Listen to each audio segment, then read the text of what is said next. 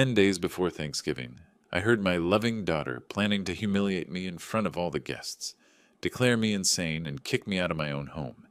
Betrayal by blood is the worst wound. I silently changed my plans, turning her trap into my own. On November 27th, she called. "Dad, where are you? The guests are waiting." I laughed. "Look in my drawer."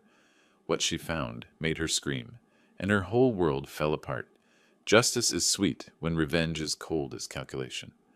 Before we continue, please subscribe to the channel and write in the comments what time it is where you are now. The doctor's appointment ended 40 minutes early. I pulled into my driveway at 3:15 instead of 5, cutting the engine and sitting there a moment in the November heat. Scottsdale in autumn, still pushing 85 degrees, the sun bleaching everything pale. My knees ached from the drive. 68 years of living leaves its marks. I grabbed my keys and entered through the side door, the one that opens into the laundry room, quieter than the front. My shoes came off by habit. Jennifer hated when I tracked dust through the house. Her house now, apparently, though I didn't know that yet. Voices drifted down from upstairs, my office. Jennifer's laugh first, that particular sound she makes when she's pleased with herself. Then Brian's deeper rumble, words I couldn't quite catch. I paused at the bottom of the staircase, hand finding the railing. Oak, solid. I'd refinished it myself 15 years back. Jennifer's voice came clearer now. "Dr. Phillips signed everything. The assessment confirms progressive dementia. By Thanksgiving, we'll have the guardianship hearing scheduled." My hand tightened on the wood. Brian's response carried through the quiet house. "And the house transfer documents? Once he's declared incompetent, you'll have full control. 680,000. We can finally pay off my debts and start fresh." The blood drained from my face. I felt it happen, that cold wash moving down through my chest. Jennifer again, casual as discussing the weather. "The old man doesn't suspect a thing. He still thinks I'm his devoted daughter. 2 more weeks and this house is ours." I stood frozen. An engineer's mind is trained to process information systematically. Load calculations, stress points, structural integrity. My brain applied those same principles now. They were planning to strip me of everything. The house I'd bought with my late wife. The independence I'd guarded fiercely through 2 years of widowhood. My dignity. Footsteps crossed the office floor above. I moved backward, silent, each step measured. Back through the laundry room, out the side door, into the garage. I sat in my car with the door closed and stared at the steering wheel until my breathing normalized. 20 minutes, maybe. Could have been an hour. When I finally went inside, they were in the kitchen. Jennifer looked up, smiling. That smile I'd trusted for 38 years. "Dad, how is the doctor?" I manufactured a smile in return. "Fine. Just routine checkup. How was work today, sweetheart?" She turned back to the cutting board, chopping vegetables. "Oh, same old boring insurance claims. Hey, you're still planning to host Thanksgiving here, right? I've invited some friends." I nodded, said nothing, sat down at the table. Brian glanced at me, something flickering behind his eyes. Suspicion, guilt. I chewed slowly, watching them both, forcing myself to swallow. That night, I waited. Their bedroom door closed at 10:30. I listened to the house settle, the familiar creaks and whispers of a structure I knew intimately. At midnight, I dressed in dark clothes, old habit from my Navy years, and moved through the kitchen to the trash bins outside. 3 bags. I went through each one, methodical. Coffee grounds, vegetable peels, junk mail. Then in the recycling bin, crumpled between pizza boxes, papers, legal papers. I smoothed them out under my small flashlight, hands shaking despite my efforts at control. Petition for emergency guardianship and conservatorship in the matter of Robert James Gray, an alleged incapacitated person. I sat on the cold garage floor, holding this thing, reading my daughter's handwriting in the margins. One phrase circled in red ink. Subject demonstrates significant cognitive decline and poses danger to self. Lies. Clinical, calculated lies. I don't know how long I sat there. Long enough for my legs to go numb. Long enough for the rage to crystallize into something colder, sharper, useful. At 2 a.m, I stood, folded the document carefully, placed it in my jacket pocket. Tomorrow, I'd need answers. Tomorrow, I'd need a plan. I walked toward the house, stopped at the door, looked back at my car. 8 days until Thanksgiving. 8 days until they planned to destroy me. My jaw tightened. I opened the door and stepped inside. Dawn light crept through the bedroom blinds, turning everything gray gold. I hadn't slept. Couldn't. The guardianship petition lay spread across my small desk like evidence at a crime scene, which I supposed it was. My engineer's mind had been working all night, analyzing, calculating, building solutions the way I'd once built bridges and office complexes. I pulled out a fresh notebook, began writing lists. Assets, vulnerabilities, timeline. The house, my house, valued at $680,000. Jennifer and Brian had lived here rent-free for 2 years. I did the math automatically. $2,000 monthly market rent times 24 months equals $48,000 they owed me. But they weren't planning to pay. They were planning to take everything. The safe in my closet held the real ammunition. I worked the combination, Emily's birthday still after 3 years of her being gone, and pulled out the documents. Deed to the house, in my name only. Bank statements, will. Everything Jennifer and Brian had probably already copied during their 2 years of unrestricted access. They'd had time to prepare. That much was obvious. I spread it all out, cross-referencing the guardianship petition. They had medical records somehow obtained from Dr. Phillips, probably witness statements ready, legal documents prepared in advance. This wasn't impulsive. This was calculated, methodical, almost professional. My engineering background kicked in properly then. Every problem has a solution. Every structure has weak points.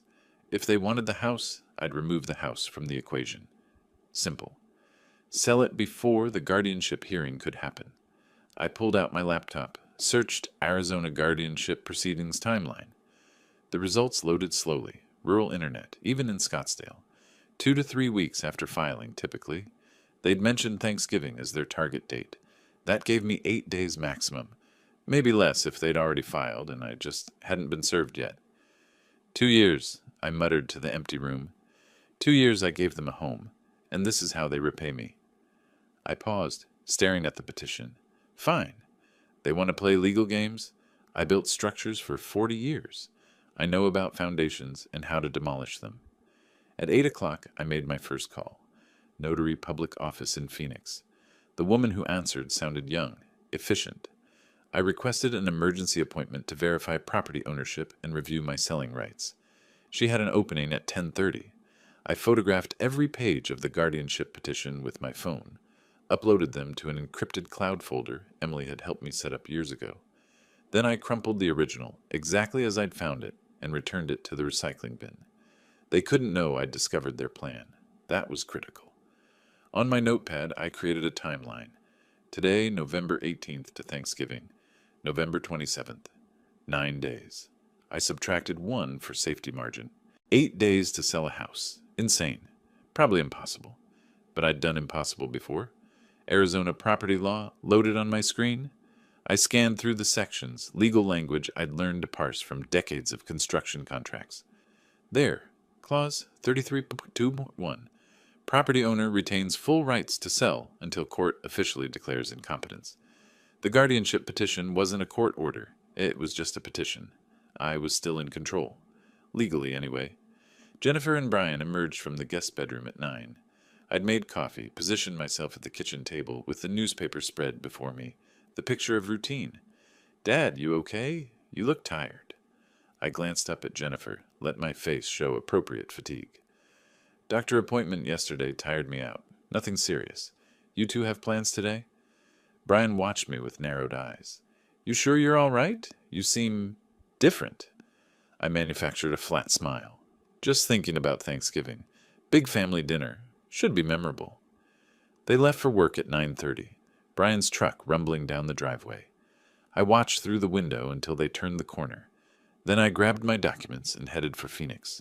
The notary office occupied a strip mall between a nail salon and a tax preparation service. Rebecca Pierce met me in a small conference room, professional in a gray suit, maybe 50. She reviewed my deed with careful attention. Mr. Gray, this deed shows you as sole owner. You have complete right to sell, but such a quick timeline, She looked up at me. May I ask why the urgency? I chose my words carefully. Let's say I've learned my living situation is about to change. I prefer to control that change. Her expression shifted, concern breaking through the professional mask. If someone is pressuring you, no one is pressuring me. My voice came out firmer than intended. I'm making a choice. Can you recommend a real estate attorney who works fast and keeps quiet?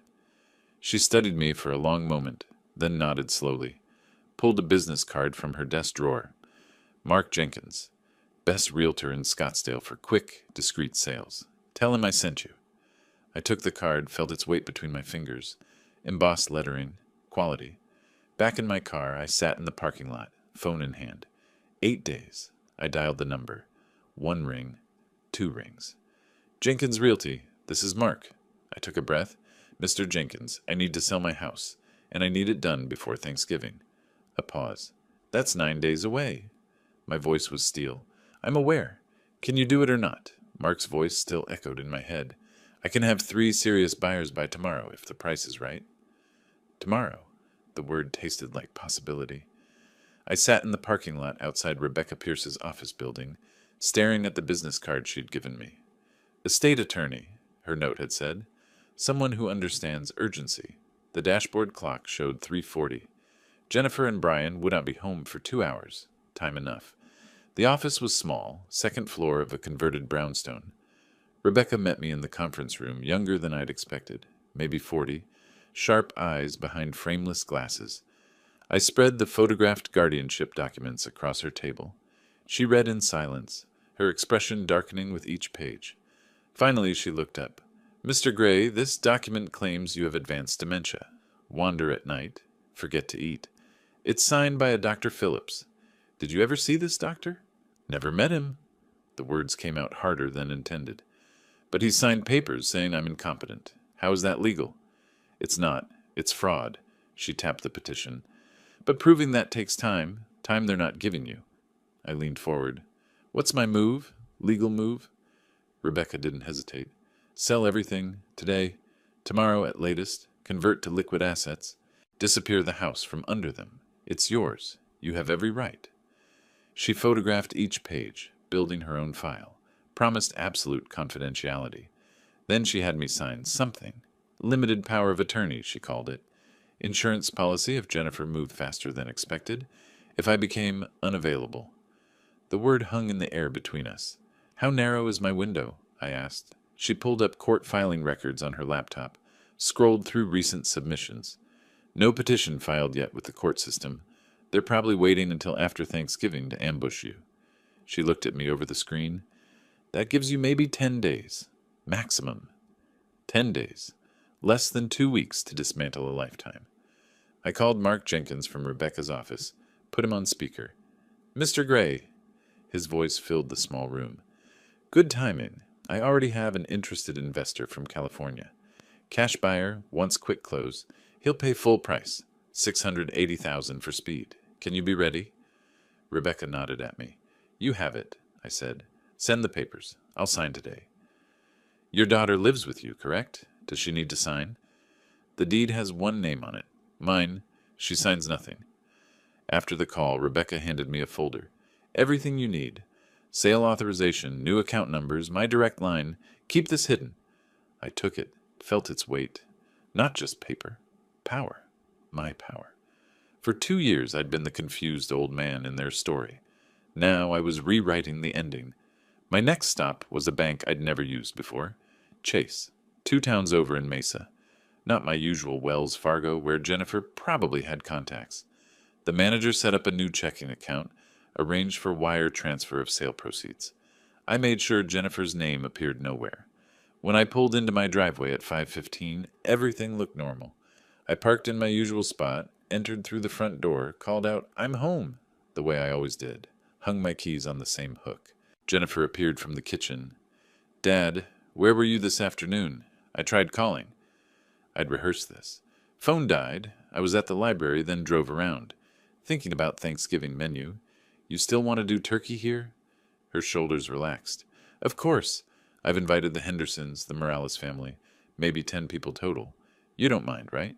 This house loves a crowd. Your mother always said that. I paused, let the memory sit between us. Let's make it a real celebration. She smiled, came over and hugged me. It will be, Dad. It really will be. I saw the lie in her eyes, said nothing. That night, I lay in bed, hearing their muffled voices through the wall. Planning. Always planning. My phone vibrated, text from Mark Jenkins. Inspection scheduled tomorrow, 10 a.m. Buyer's attorney drafting contracts. You'll need to be available to sign by noon. I typed back. I'll be there. Deleted the message. Deleted the entire text thread. Stared at the ceiling. Tomorrow the house went on the market. Tomorrow their whole plan crumbled. But they couldn't know. Not yet. Footsteps in the hallway. Jennifer, walking past my door. Probably checking if my light was off. I closed my eyes, breathed steadily, regular. The footsteps paused outside my room, then continued. My eyes opened in the darkness. Character count, 5 to 36, including spaces. Part 4, playing blind. My alarm didn't wake me. I'd never slept. Every hour I'd checked my phone. Nothing from Mark, nothing from Rebecca, nothing to indicate problems. At 7, the shower started running in Jennifer's bathroom. Normal morning routine. Brian's alarm clock buzzing through the wall. Everything ordinary. Except today, strangers would walk through this house, inspecting what Jennifer thought she'd inherit. I dressed carefully, button-down shirt, decent slacks. Not too formal, not suspicious. Just a man with morning errands. I needed to be gone before 10. In the kitchen, I made breakfast. Toast, eggs, coffee. Jennifer came down at 7:30, already scrolling through her phone. Morning, sweetheart. Big plans today? She barely glanced up. Work until 3, then grocery shopping for Thanksgiving. You? Errands in town. Maybe lunch with old colleague from the firm. I buttered my toast slowly. Tom Bradley? You remember Tom? We worked the Henderson Tower project together. She wasn't listening. At 9:40, I met Mark Jenkins at a coffee shop 3 blocks from the house. The inspector sat with him, middle-aged guy with a clipboard, professional demeanor.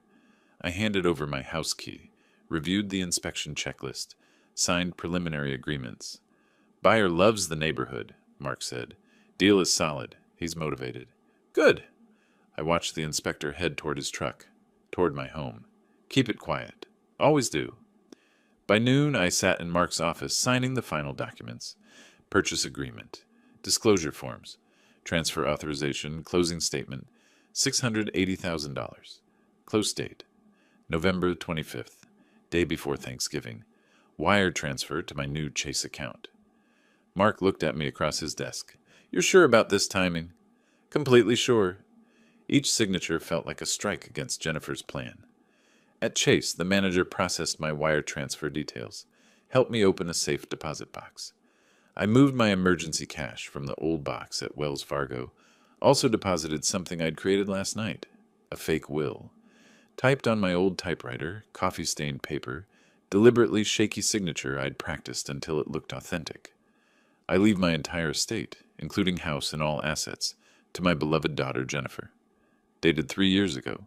Placed prominently in my home safe where she'd find it. Let her think she'd already won. This is quite a large wire transfer, the manager said. $640,000 after fees.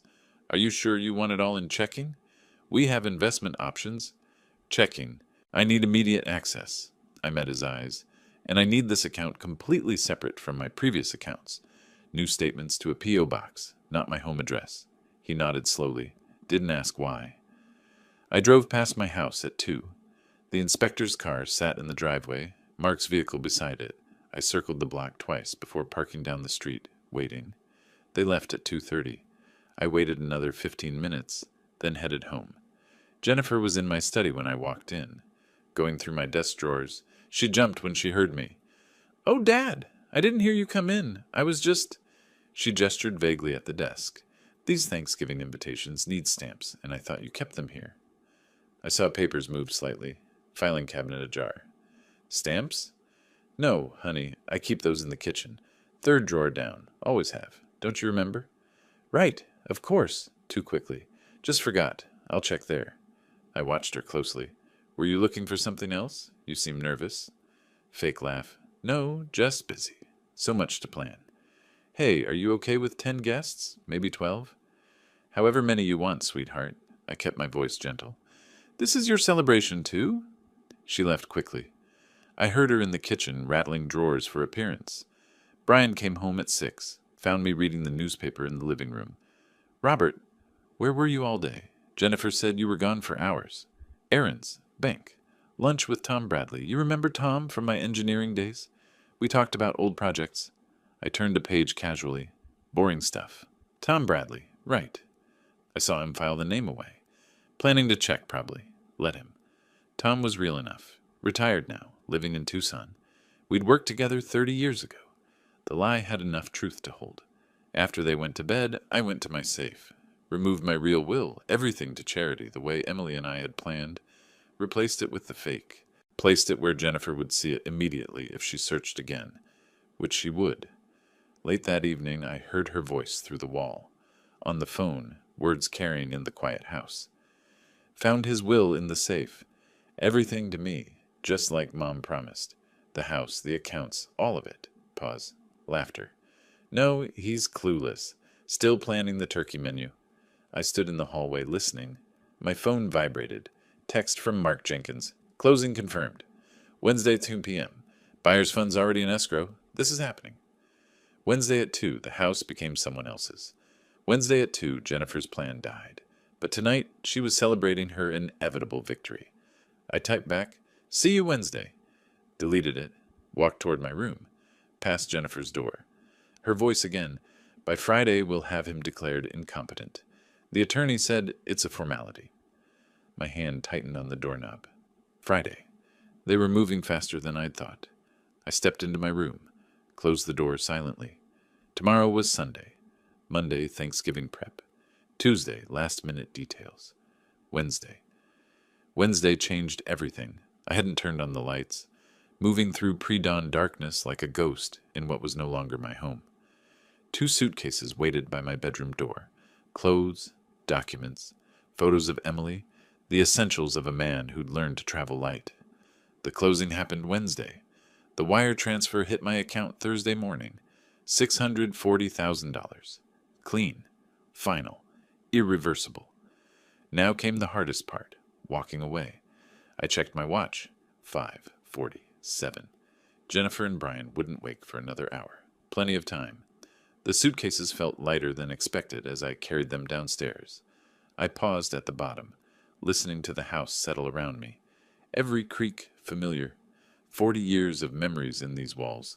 The banister Emily had wanted replaced. The hardwood floors we'd refinished together. The kitchen where Jennifer took her first steps. I filed the memories away. Kept moving. My study waited in darkness. I opened the desk drawer, the one Jennifer had searched twice this week, and placed an envelope inside.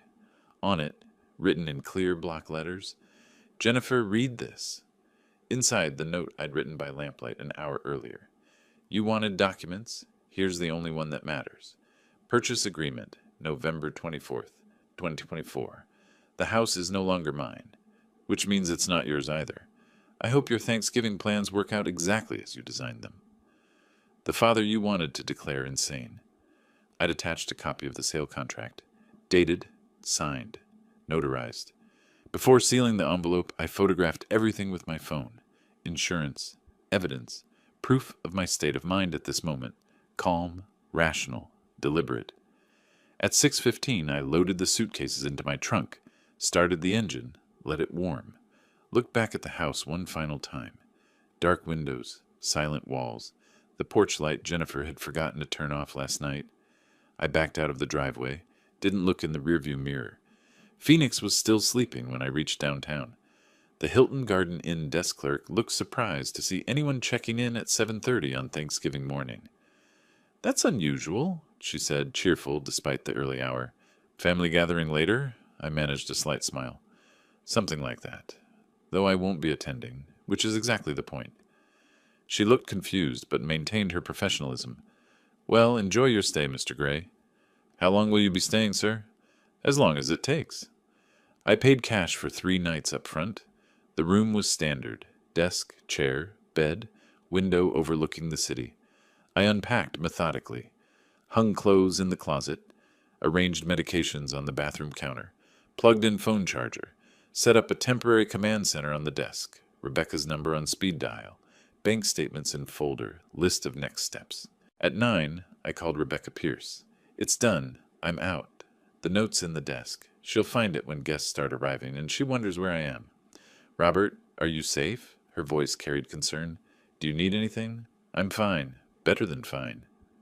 I looked out at the Phoenix skyline. For the first time in 2 years, I'm in control of my own life.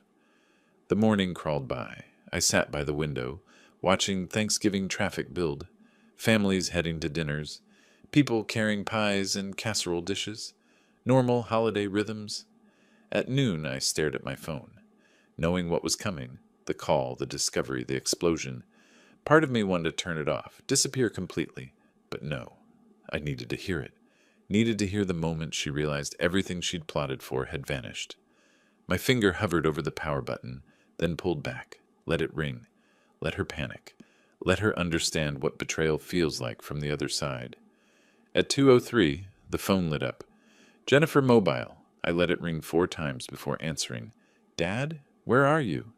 False sweetness, strain underneath. Guests are here. The Hendersons just arrived. Everyone's asking about you.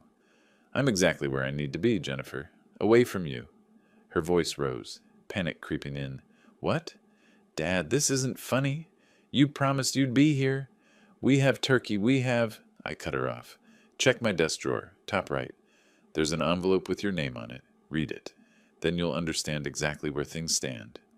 Desk drawer? What are you... Background noise. Brian asking questions, guests murmuring. I held the phone away from my ear, listening to her footsteps. She was walking. I could tell by the rhythm of her breath, the background noise changing. Footsteps on hardwood. My study. I imagined her hand reaching for the drawer, pulling it open. The rustle of paper. She'd found the envelope. Dad, there's something here with my name. What is this? Her voice uncertain now, the false sweetness cracking. I closed my eyes. Open it, Jennifer. Read every word. Silence. The sound of paper tearing. Then nothing. 5 seconds. 10. I counted them. At 15 seconds, I heard her breath catch. At 20, a sound that might be a gasp or a sob. At 25, her voice came back, barely a whisper. No, this can't. Then louder, sharper. Brian, get in here now. I pulled the phone from my ear. Even at distance, I heard her screaming. I held the phone away from my ear. Even at distance, Jennifer's voice shredded through the speaker. November 24th. He sold it, November 24th. While we were... Her words dissolved into incoherent sounds. I brought the phone back, spoke calmly into the chaos. Jennifer, I can hear guests in the background. You might want to have this conversation privately. Her breathing ragged, desperate. You can't do this. You can't just... Then Brian's voice, sharp. Give me the phone. Jennifer, give me... Fumbling sounds. Brian came on the line. Robert! Aggressive, almost a shout. What the hell did you do? Jennifer's talking about some sale. This is insane. I set the phone on speaker, positioned my iPad nearby, started voice memo recording, capturing everything. What I did was protect my assets from thieves. The house sold Wednesday. Closed escrow. Money's in my account. It's over. Over? You think you can't just... I can. I did. And Brian, I'm recording this conversation, so choose your next words carefully. A pause. Then barely controlled rage. You were manipulated. Someone took advantage of you. We can prove you weren't in your right mind. I almost laughed. Bitter sound. Really? Because I have psychiatric evaluations from 3 separate doctors confirming perfect cognitive function. Dated last week. How many doctors do you have saying otherwise? Oh, right. 1, who never actually examined me. Dr. Phillips, wasn't it? Where are you right now? We need to handle this face-to-face, like men. Like men? You mean like the man who planned to have me declared insane? Or like the man who forged medical documents? I'll pass on that conversation. His voice dropped, threatening. You're making enemies, old man. Dangerous enemies. I already had enemies. I just didn't know they lived in my house. I ended the call, stopped the recording, saved it to cloud storage, encrypted folder, then blocked both their numbers, but not before screenshotting contact info, call logs, previous texts, Evidence trail for Rebecca. I poured water from the minibar, hands steady, sat by the window overlooking Phoenix, watched Thanksgiving afternoon traffic, processed what had just happened. No regret, only grim satisfaction. I texted Rebecca.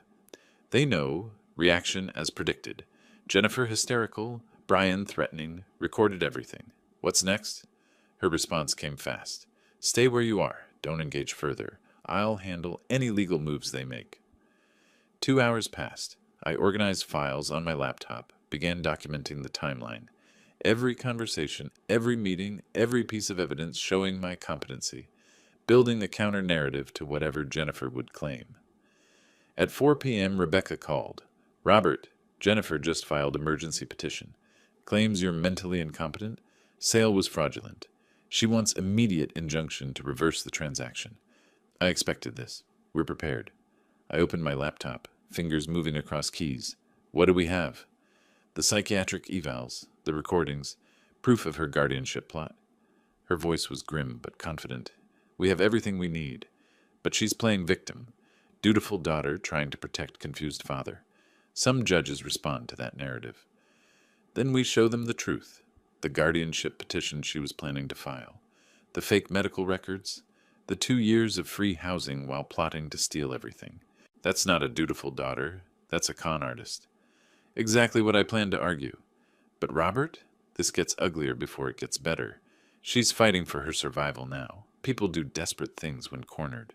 Let her try. I'm done being anyone's victim. The sun was setting when my phone buzzed. Unknown number. I hesitated, then answered. Jennifer's voice. Completely different now. No tears, no hysteria. Pure venom. You think you're clever? You think this is over? I'll prove you're incompetent. I'll prove you were manipulated. And when I do, everything reverts to your estate, which I control as your guardian. You just delayed the inevitable, old man, and made it so much worse for yourself. See you in court, Jennifer. You'll regret this, I promise you. I hung up, blocked the unknown number, but her words echoed in the quiet hotel room. Evening settled over Phoenix. I stood at the window, watching city lights blink on. My phone lay silent on the desk, all hostile numbers blocked. But I knew they were out there, planning. Jennifer with her emergency petition, Brian with his threats. I opened my laptop, began writing a detailed account of the last 10 days. Every conversation, every document, every move they made, everything I countered. Rebecca needed ammunition for Monday. I typed steadily, methodically. 2 hours passed. 3. At 9 p.m., email arrived from Rebecca. Discovery documents attached. Jennifer's petition claims you showed confusion, memory loss, inability to handle finances for 6 months. She has witness statements. Brian, naturally, and someone named Dr. Phillips. I read the lies, each one more brazen than the last. I replied, I have recordings proving the opposite, and evidence Dr. Phillips never examined me. Send me your strategy for Monday. Hit send. Kept typing. Outside, Thanksgiving night wrapped around the city. Families finishing dinners, watching football, sharing gratitude.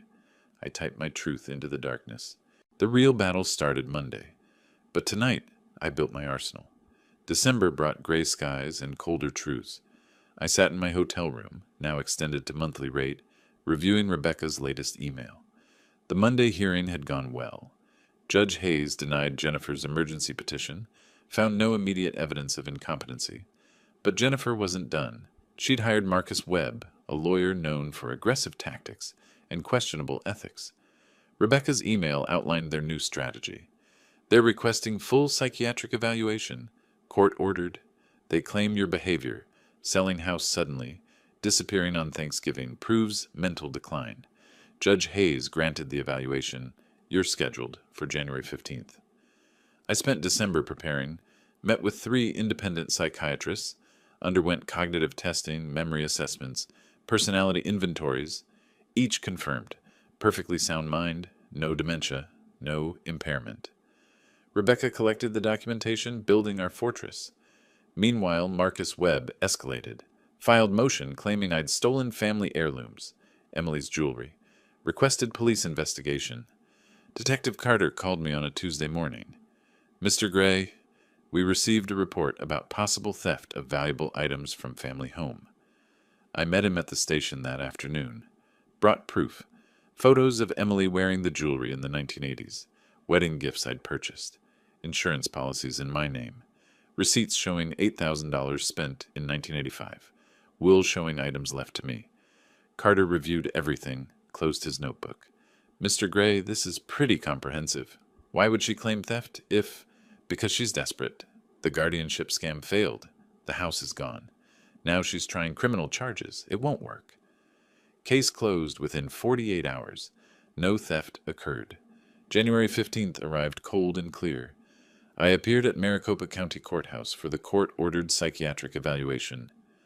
Dr. Sarah Mitchell, the court-appointed expert, conducted a 6-hour assessment in a sterile examination room.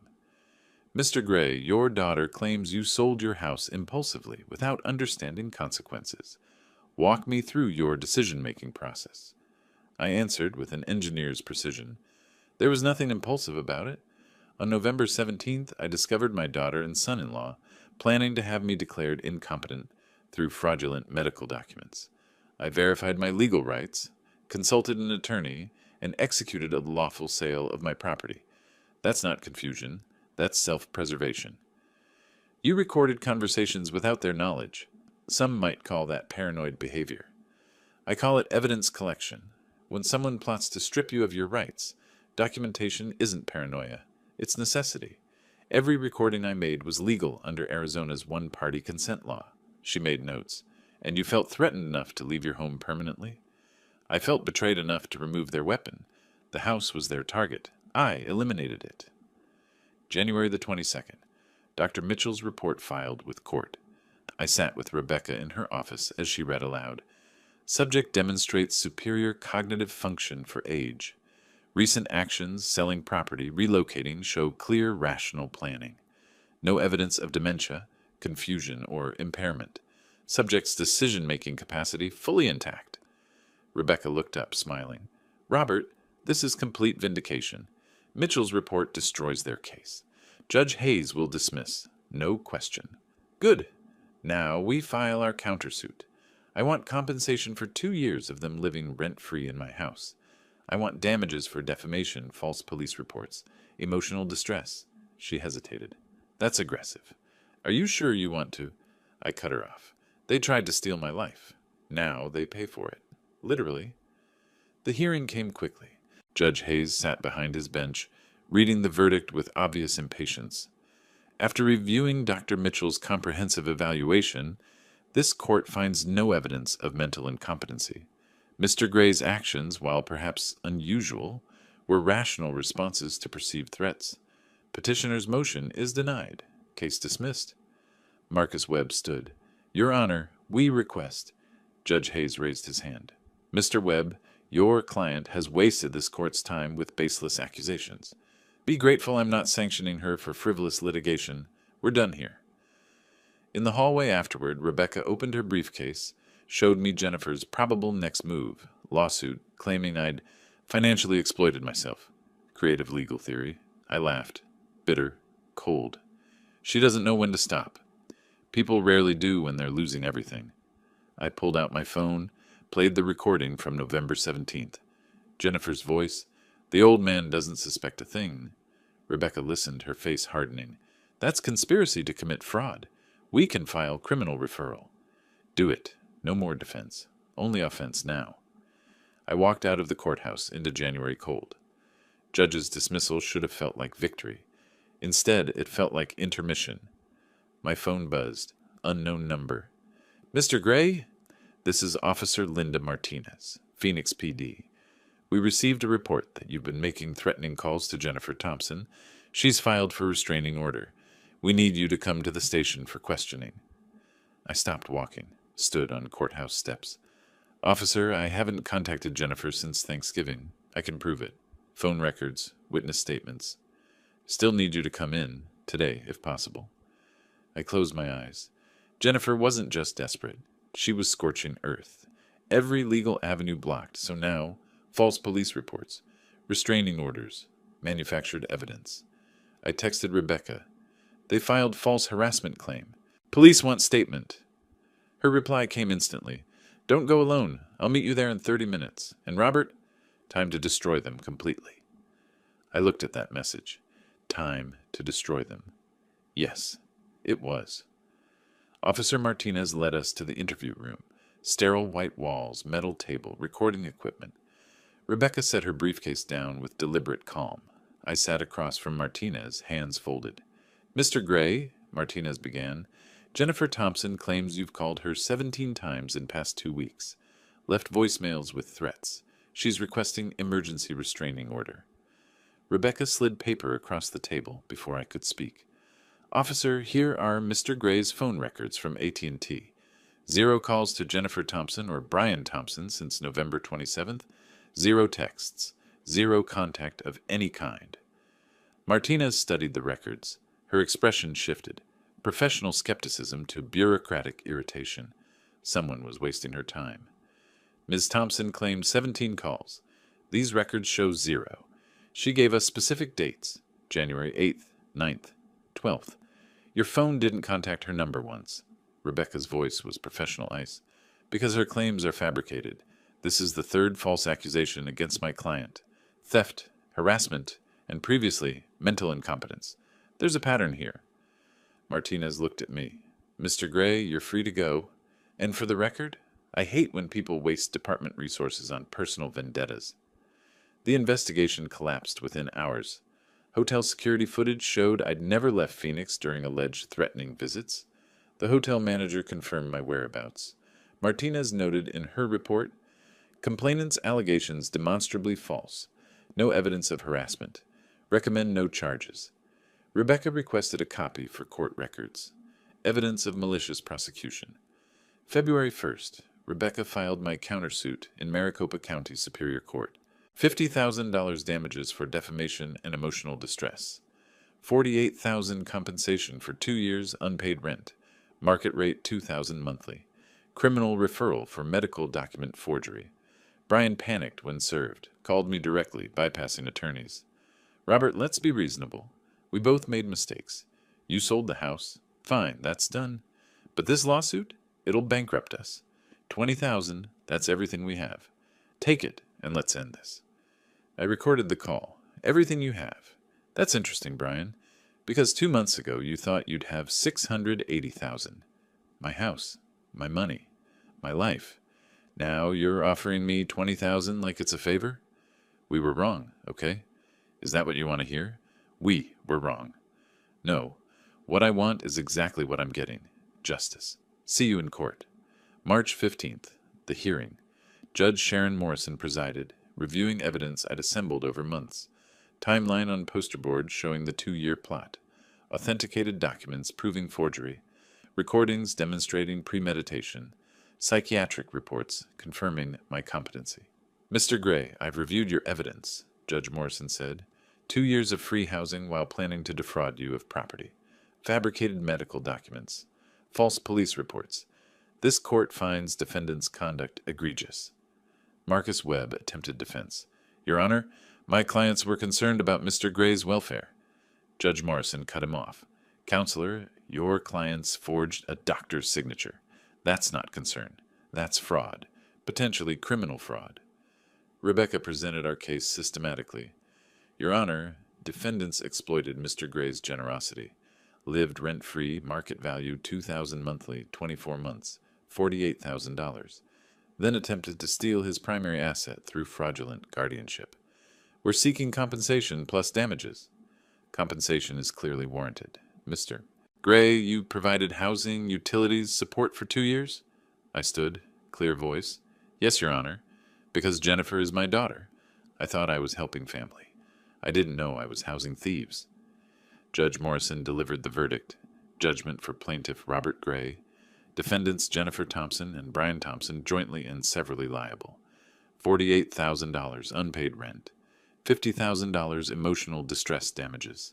Total, $98,000. Additionally, I'm referring the forged medical documents to the district attorney for criminal investigation. We're adjourned. Jennifer stood, shaking. Your Honor, we don't have. Then you'll arrange payment plan or face collections. Should have considered that before committing fraud. Next case. In the courthouse hallway, Rebecca and I stood by the window. Through the glass, Jennifer and Brian argued, silent behind the barrier, but body language screamed. Brian gesturing wildly, Jennifer crying, Marcus Webb walking away, washing his hands of them. They'll file bankruptcy, Rebecca said. You won't see that 98,000. I don't need the money. I needed them to lose, completely. And they have. She studied my face.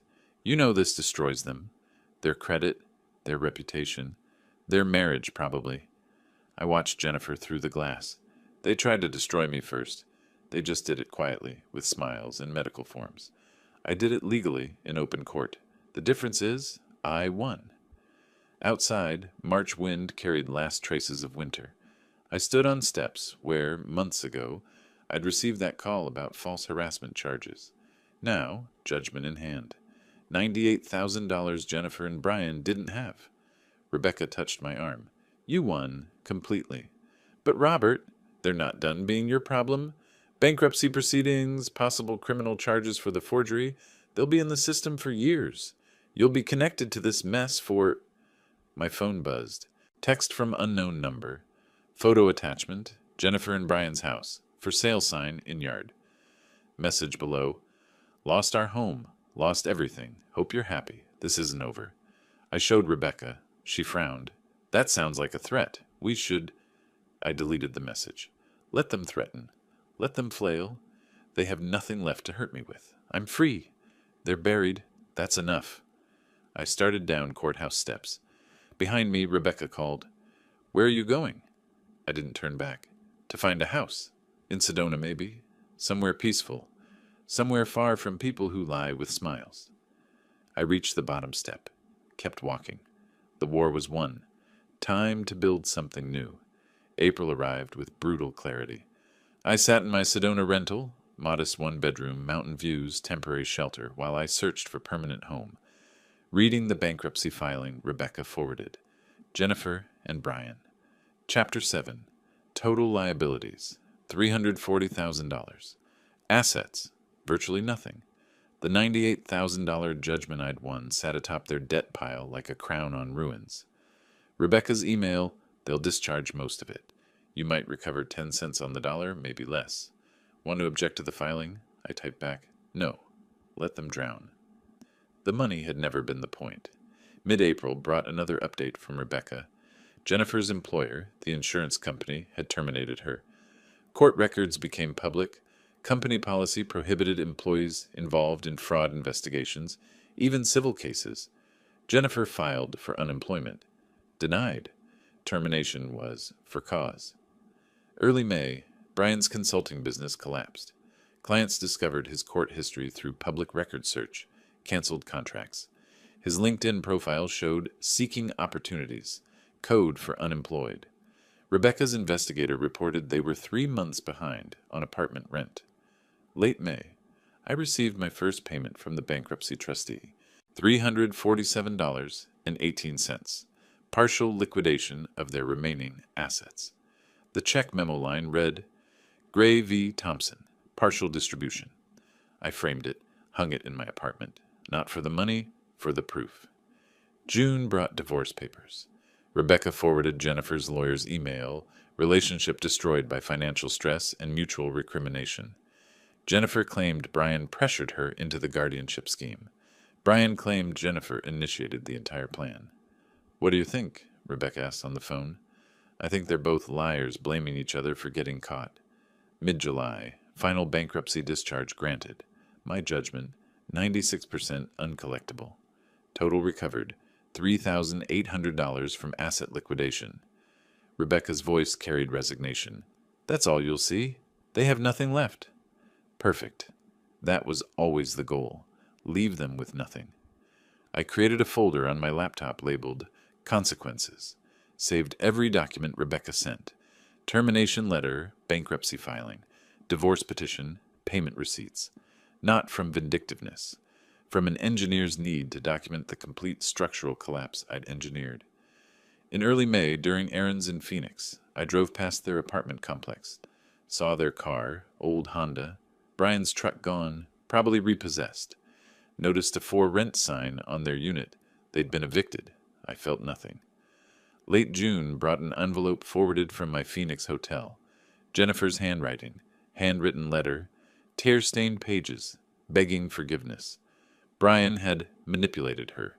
Could I help with rent? I read it once, fed it through my shredder, watched the strips fall into trash. I started house hunting seriously in July, toured 5 properties, focused on small, efficient homes. No room for guests.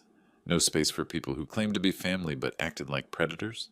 Each time a bankruptcy payment arrived, 3 total, April, May, July, I donated an equivalent amount to elder abuse prevention charity. 347 became 350. 892 became 900, transforming their debt into protection for others. Rebecca called mid-July with an update. Brian's attorney claims your vindictive lawsuit destroyed their lives. Says you could have accepted the $20,000 settlement. Implies you're the villain here. I replied by email. Vindictive? I use the legal system exactly as designed, to remedy fraud. They destroyed their own lives the moment they forged a doctor's signature. I just made sure there were consequences. Late June, Jennifer left a voicemail. I listened but didn't respond. Dad, it's me.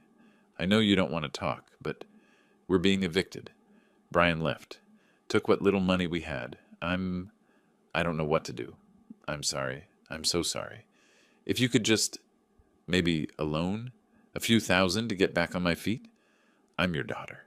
Please. The message ended with sobbing. I deleted it. You stopped being my daughter when you called me the old man and plotted to cage me. Actions have consequences. You taught me that. Rebecca's final update came in July.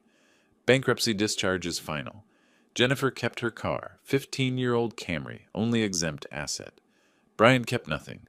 They're officially divorced. She moved to Tucson, working retail at Target. He's living with his brother in California. Separate cities, separate lives, separate failures. You sound satisfied. I sound finished. There's a difference. A text came from an unknown number. Jennifer from a new phone. Dad, I see you're in Sedona. I looked up property records. Are you buying a house? After everything, you get a fresh start, and I'm working retail, living in the studio, buried in debt that won't discharge for years? How's that fair? I read it twice. Started typing a response. Stopped. Deleted the draft. Blocked the number. Fair? She wanted to discuss fair? Fair was 40 years of providing for her. Fair was opening my home for 2 years. Fair was trusting my daughter. She gambled on my death or incapacity. Lost. Now lived with consequences. That wasn't unfair. That was arithmetic. Late July evening, I sat on my rental's small balcony, watching sunset paint Sedona's red rocks in impossible colors. My phone showed 3 block numbers, Jennifer trying different phones to reach me. Each block felt like closing a door. Final door. Permanent. My laptop displayed a property listing. 2-bedroom house, West Sedona, $320,000. Mountain views, 1/4-acre lot. Small, manageable. Mine. The realtor's email waited for response. Owner accepted your offer. Escrow opens tomorrow. Congratulations on your new home. My finger hovered over reply. Tomorrow, I'd start paperwork. Tomorrow, new foundation. But tonight, I wanted to sit with this moment, the space between destruction and creation. My phone buzzed again. Same block number pattern. Jennifer's 4th attempt today. I didn't even look. Just watched the sun sink behind Thunder Mountain. Behind me, my laptop chimed. New email. Subject, final bankruptcy distribution, 147.32. I smiled. They were sending me money they didn't have, paying debts they couldn't afford, drowning in consequences they'd built themselves. And I was buying a house, in the mountains, alone, exactly as planned. The phone buzzed again. Different pattern. Rebecca, I answered. Robert, I have news. The DA's office, they're moving forward. Criminal charges for the medical forgery. Brian's being indicted. Thought you should know. I looked at the darkening sky. Even now, consequences were still unfolding. August 28th, I stood in my new living room, empty except for boxes and light streaming through windows. painting red rock views across bare walls. 2 days since closing. 2 days of sleeping on an air mattress, eating takeout, unpacking the essentials of a life rebuilt from foundation up. My phone sat on the windowsill, silent for once. No blocked numbers this morning, no Jennifer's desperate attempts. Maybe she'd finally accepted the permanent distance. Then it vibrated. I picked it up, expecting Rebecca with final escrow documents. Instead, notification from Wells Fargo. Wire transfer received, $2,400 from Jennifer Thompson. Memo. Final payment. Sold car. Please forgive me. I stared at the notification, felt nothing, transferred the money to Arizona Elder Abuse Prevention within minutes. A text arrived from unknown number. Jennifer, yet another new phone. Dad, I sent everything I have. $2,400. I sold my car. I'm taking the bus to work now. I need you to know. I'm sorry. Can we talk, please? I read it. Didn't respond. Screenshot it. Sent to Rebecca with message. Document this. Evidence of continued contact attempts. Afternoon brought furniture delivery. Simple pieces, quality construction, everything chosen for one person's comfort. I directed movers, arranged my bedroom, set up a small office, created space that was entirely mine. No guest room, no accommodation for family, just my sanctuary. Evening, I sat on the back deck watching sunset over red rocks. Phone buzzed, another text from Jennifer. I see you read my message. I know you did. Just one conversation.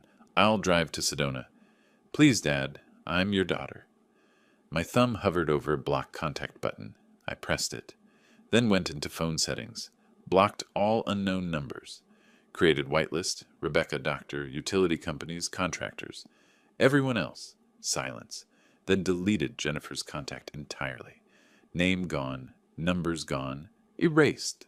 I called Rebecca that morning. She sent $2,400, sold her car, wrote, "Please forgive me" in the memo line. Rebecca's voice was gentle. Robert, that's significant sacrifice. She's working retail, has no car now, probably walking or busing to work. Maybe she's genuinely... I cut her off. Genuinely sorry she got caught. Genuinely sorry she lost. Not genuinely sorry she tried. I'm donating it to Elder Abuse Prevention. Let it protect someone else. You're sure? Last chance to build a bridge. I'm not in the bridge business anymore. I build walls now, strong ones. The furniture delivery guy was cheerful, setting up my couch. Nice place. You retiring here? Family nearby? I arranged cushions. Retiring, yes. Family? No, just me. Solo living, freedom, right? No one telling you what to do. I managed a slight smile. Exactly. No one taking what's mine, either. At sunset, standing on my deck, I read Jennifer's text, aloud to myself. I'm your daughter. Present tense, as if that's still true. As if signing fake medical documents, plotting guardianship, stealing 2 years of my life, as if none of that severed the relationship permanently. I deleted the contact. You were my daughter. Past tense.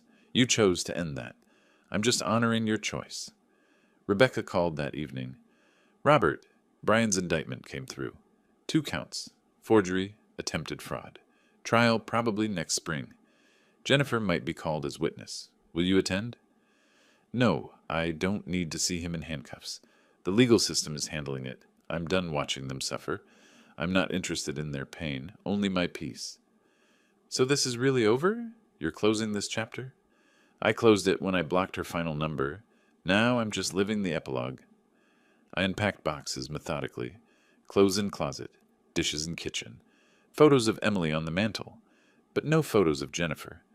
I'd removed her from the narrative of my life, visually and emotionally, set up my home office, laptop on desk facing window view, files organized, Rebecca's number on speed dial, legal documents in fireproof safe, maintaining structure, maintaining control, maintaining victory. I walked the property boundary at sunset, quarter-acre of red rock landscape, pinon pines, silence, felt weight lifting from my shoulders. This was the first home in 5 years that was truly safe. No plotters, no predators, no family pretending love while planning theft. One final symbolic act. I took the old house key from Phoenix, kept in my pocket since November, walked to the deck edge, and threw it into the canyon below. watched it disappear into brush and rock. Last physical connection to the betrayal, gone. My phone buzzed one final time. Jennifer from yet another number. Dad, please, I'm begging. I have nothing. No car, no savings, no family. You're all I have left, one chance. That's all I ask. I read it, felt the pull, old instinct, father protecting daughter, then remembered November 17th, her voice saying, the old man doesn't suspect a thing. Remembered the fake medical papers. Remembered 2 years of lies. I didn't block this number.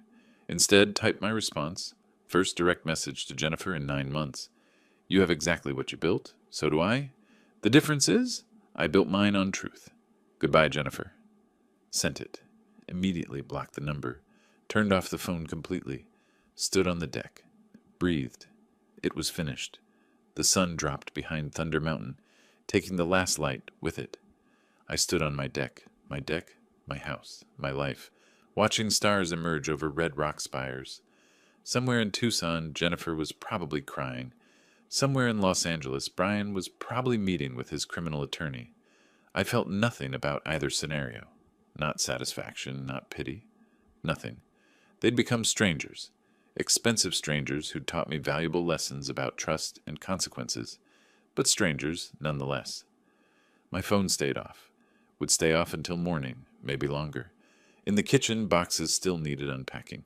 In the bedroom, pictures needed hanging. In the office, files needed organizing. All of it, mine to handle. Mine to build. Mine to protect. No one to betray me. No one to plot against me. No one to call me the old man while forging documents with my name. I walked inside, locked the door, set the alarm, new system, new codes. No one else had access. Stood in the center of my empty living room, listening to the silence. Perfect silence. Tomorrow, I'd unpack more boxes. Next week, I'd explore Sedona trails. Next month, maybe join a woodworking class. The future stretched ahead. Mine to design, mine to build, mine to live. I'd started this story as a victim, ended it as an architect. They'd tried to bury me in paperwork and lies. Instead, I'd buried them in consequences and risen above the wreckage. The war was over. I'd won. Not because I'd destroyed them, though I had, but because I'd built something they could never touch, a life without them. I turned off the lights. The house settled around me. Safe, secure, silent, mine. If you like this story, please like this video, subscribe to the channel, and share your impressions of the story in the comments. To listen to the next story, click on the box on the left. Thank you for watching.